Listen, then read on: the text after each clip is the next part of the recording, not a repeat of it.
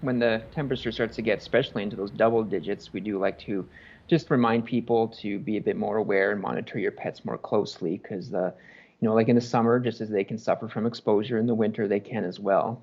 And so like some simple things we advise is like again like let your pet stay inside when it's really cold out, and even those really cold days when you normally might take them out in the car and stuff to go shopping, it's probably best to leave them at home. A car can really turn into almost like a refrigerator. We've all sat in a car after even a long drive with the heat on, and boy, when it's double digits cold, it cools off fast, and especially when they're in there breathing, that adds humidity to the environment as well.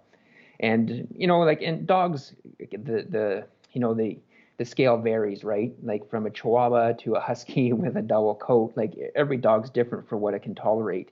But no matter what, every dog has a point that it can suffer from exposure, both in the heat and the cold as well. And so with the winter here, that's certainly just something, no matter what your dog, what breed it is, what kind of hair coat, their age, their state of health, all these things can factor. So really just be aware of what your dog needs and monitor and let them be inside when it's warm.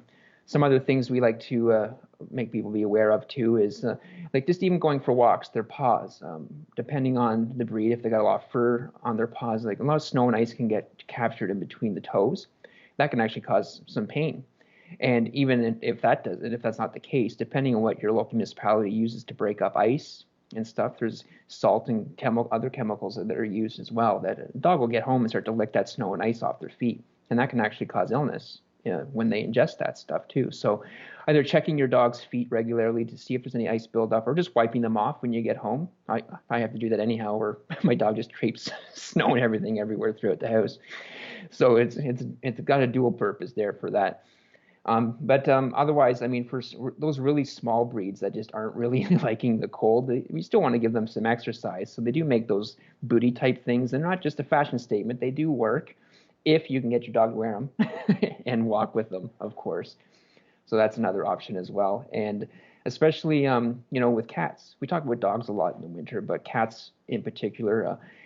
Some people let their cats go outside and get some fresh air as well, and they think that they might be pretty resourceful and they can find warm places. But a cat that especially isn't habituated to living outside is going to want to spend less time out in that cold and to monitor. And the other thing we ask when it comes to cats is just be wary that cats do like to get up into some warm engines.